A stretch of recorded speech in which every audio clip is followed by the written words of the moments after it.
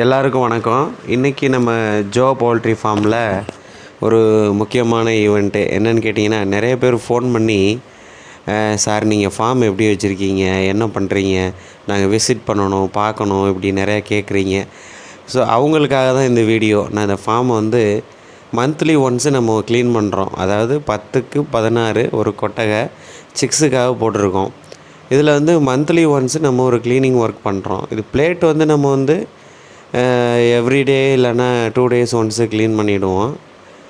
அந்த ஆக்டிவிட்டியை தான் நம்ம இன்றைக்கி பார்க்க போகிறோம் என்னென்னு. அதுக்கு முன்னாடி நிறைய பேர் பார்க்குறீங்க வீடியோவை, நம்ம சேனலை சப்ஸ்கிரைப் பண்ண மாட்டேங்கிறீங்க. நம்ம சேனலோட அப்டேட் உங்களுக்கு வேணும், சேல்ஸ் அப்டேட்டு, இது மாதிரி நிறையா விஷயங்கள் இருக்குது. அதெல்லாம் வேணும்னா நீங்கள் ப்ளஸ் கோழி எப்படி வளர்க்குறது வெற்றிகரமாக, அதை கொண்டு போய் நம்ம எப்படி சந்தைப்படுத்துறது, ஈஸியாக எப்படி கஸ்டமரை வர வைக்கிறது நம்மளை நோக்கி, இதெல்லாம் அடுத்தடுத்து வீடியோ வரப்போகுது. நீங்கள் நம்ம சேனலை சப்ஸ்கிரைப் பண்ணிக்கிட்டால் தான் உங்களுக்கு அது யூஸ்ஃபுல்லாக இருக்கும். சரி, இப்போ பாருங்கள், பிளேட்டை வந்து நம்ம பண்ணி வச்சுருக்க இந்த ஒரு சின்ன டூல்ஸில் இந்த மாதிரி இலச்சி விட்டு அது க்ளீன் பண்ணுறோம். அதோடய எச்சத்தை மிச்சத்தை வீட்டில் பார்த்துப்பாங்க, க்ளீன் பண்ணி கொடுத்துருவாங்க. அடுத்து இதுக்கு வந்து இந்த கோழிங்க வந்து கீழே எச்சத்துக்காக என்ன பண்ணி வச்சுருந்தோன்னு கேட்டிங்கன்னா, மரத்தூள் போட்டு வச்சுருந்தோம். இப்போ இந்த மரத்தூளை எல்லாத்தையும் எடுத்துகிட்டு புது மரத்தூள் மாற்றணும். அப்போ தான் சானிடேஷன் சுகாதாரமாக இருக்கும், நமக்கு ஸ்மெல் அடிக்காது, கோழிங்களுக்கும் வந்து எந்த விதமான நோயும் வராது. அட்லீஸ்ட் நீங்கள் வீக்லி ஒன்ஸ் இல்லை மந்த்லி ஒன்ஸாவது இந்த மாதிரி மரத்தூள் போட்டால் க்ளீன் பண்ணிடணும். நமக்கு இப்போ ஸ்ட்ரென்த் அதிகம், ஒரு 500 கோழி குஞ்சு இருக்கிறதுனால மரத்தூள் போட்டிருக்கோம். அதனால நம்ம இந்த மரத்தூளெல்லாம் இந்த மாதிரி க்ளீன் பண்ணி வெளியில் ஒன்று ஒன்றா அள்ளுறோம். இதை வந்து நம்ம இப்போ 2ஆக டிவைட் பண்ணியிருக்கோம். இந்த கூண்டை, இந்த ஷெட்டை இப்போ ஒரு பக்கம் நம்ம க்ளீன் பண்ணிவிட்டு அதுக்கப்புறமா அந்த குஞ்சுங்களை இந்த பக்கம் விட்டுட்டு நம்ம வந்து இந்த பக்கம் குஞ்சுங்கள்லாம் வந்ததுக்கப்புறம் அந்த சைடு இப்போ குஞ்சுங்க இருக்குது பார்த்தீங்களா, சைடில் தெரியும் பாருங்கள். நான் ஏதோ இறை போட போகிறேன்னுட்டு துடிச்சிக்கிட்டு இருக்குதுங்க எல்லாம். ஆமாம், நான் உள்ளே வந்துட்டாலே என் பக்கத்தில் ஓடி வந்துடுங்க எல்லாம். ஸோ அந்த மாதிரி நம்ம பண்ண போகிறோம். இப்போது நமக்கு பேசிக்காக கோழியே பிடிக்காது சின்ன வயசில், ஆனால் இப்போ ரொம்ப பிடிச்சிருக்கு. அது ஏன்னா நம்ம போய் அந்த கோழிகளுக்கு போய் நம்ம அந்த இப்போ தட்டெல்லாம் போடுறேன் பார்த்தீங்களா, இது மாதிரி போட்டு அதில் இறைய அள்ளி போட்டு அப்புறம் வந்து நம்ம தண்ணி வைக்கும்போது மைண்டு அவ்வளோ ப்ளசண்ட்டாக இருக்குது அதை சாப்பிட்றத பார்க்கும்போது. அதனால் இருந்த பிபி கூட கம்மியாயிருச்சுன்னு வச்சுக்கோங்களேன். ஆமாம், நமக்கு பிடிச்ச வேலையை நம்ம செய்யும்போது நமக்கு வந்து அது உடம்புக்கும் நல்லது. இப்போ இது என்னென்னா சுகுணா ஸ்டார்டர் தான் போட்டுட்ருக்கேன். எப்படியும் நான் வந்து 5 நாளைக்கு ஒருக்கா ஒரு 2000 ரூபாய்க்கு ஒரு மூட்டை எடுத்துருவேன். நம்ம கோழிங்களுக்கு வந்து சிக்கனம்லாம் பார்க்குறது கிடையாது, நல்ல ஃபீடு கொடுத்துருவேன். எப்படியும் ஒரு நாளைக்கு 5 கிலோ 6 கிலோ காலி பண்ணுவேன். கம்மியாக தான் சொல்கிறேன், ஆக்சுவலாக ஒரு 6-7 கிலோ 8 கிலோ வரும். ஆமாம், அதனால் அப்போ தான் நல்லா ஹெல்த்தியாகவும் இருக்குங்க நம்மக்கிட்ட. இந்த மாதிரி நீங்கள் தட்டுகளை பயன்படுத்தும் போது நிறையா கோழி குஞ்சுகள் வந்து அதை சுற்றி தட்டு ஓப்பனாக இருக்கிறதுனால எல்லாம் வந்து சாப்பிட ஆரம்பிக்கும். இப்போ பாருங்கள், ரிலீஸ் பண்ணுறேன். நம்ம சுத்தம் பண்ணி மரத்தூள் போட்டோம், சுத்தம் பண்ண ஏரியாவுக்கு குஞ்சுங்கள்லாம் வருது. இது எப்படி சாப்பிடுன்னு பாருங்கள்.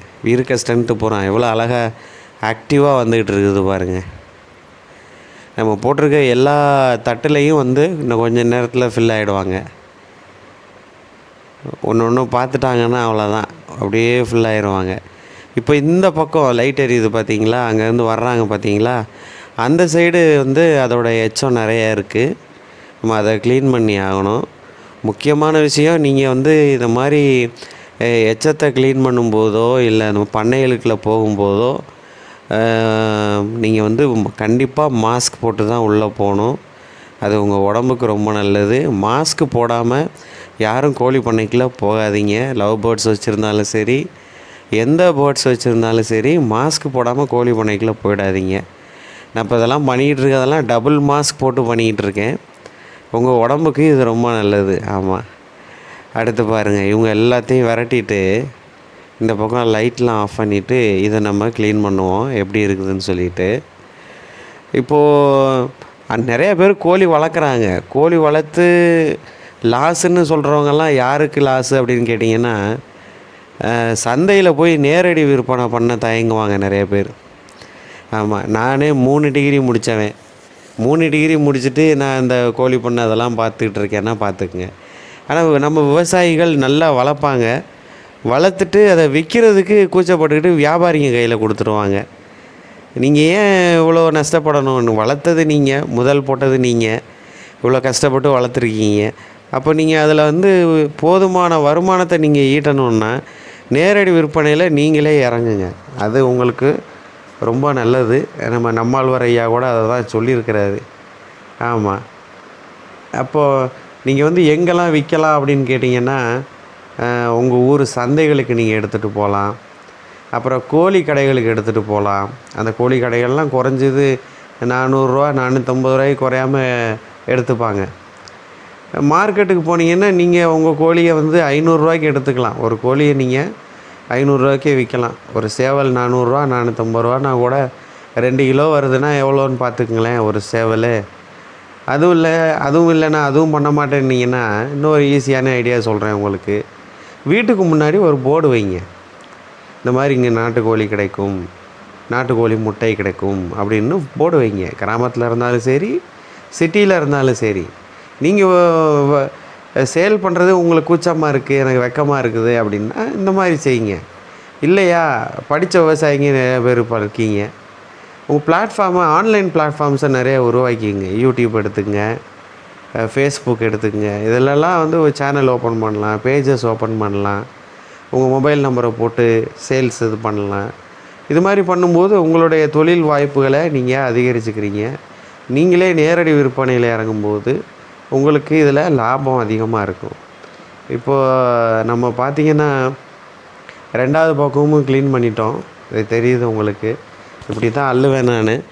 ஸோ இது நம்ம ஒரு 15 நாளைக்கு ஒருக்கா கூட என்கிட்ட 500 குஞ்சு இருக்குது. அதனால் ஒரு 15-20 நாளைக்கு ஒருக்கா புதுசாக ரம்பத்தூள் மாற்றிடுவேன்.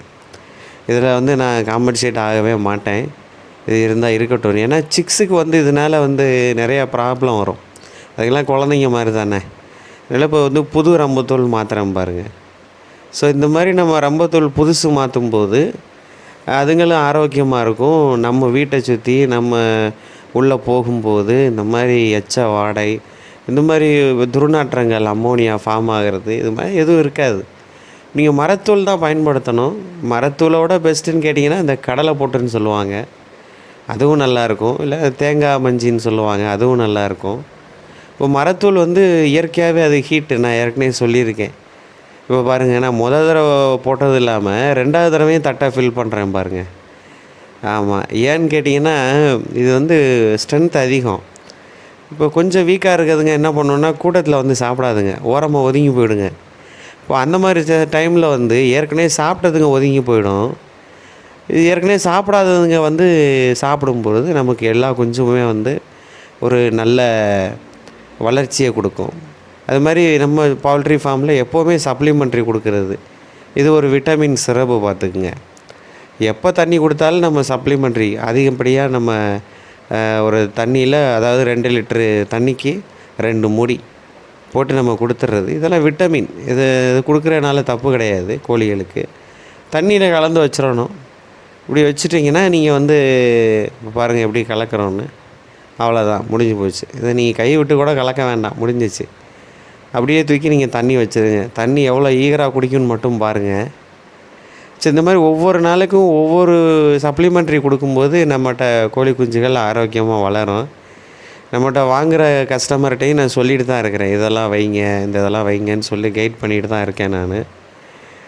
அவ்வளோதான், இதுதான். இப்போ பாருங்கள், புதுசாக ரம்பத்தூள் போட்டாச்சு, நம்ம கோழிகளுக்கு தண்ணியும் வச்சாச்சு. எவ்வளோ ஆரோக்கியமாக போய் தண்ணி குடிக்குதுங்க பாருங்கள். 40 குஞ்சுங்க. நல்ல ஒரு இந்த தடவை நார்த் இந்தியாவிலேருந்து சிக்ஸ் இறக்கியிருக்கு. கோழி குஞ்சுகள் வேணுன்றவங்க மேலே இருக்க நம்பரை தொடர்பு கொள்ளுங்கள். சேனலை சப்ஸ்கிரைப் பண்ணுங்கள், லைக் பண்ணுங்கள், ஷேர் பண்ணுங்கள். நன்றி, வணக்கம்.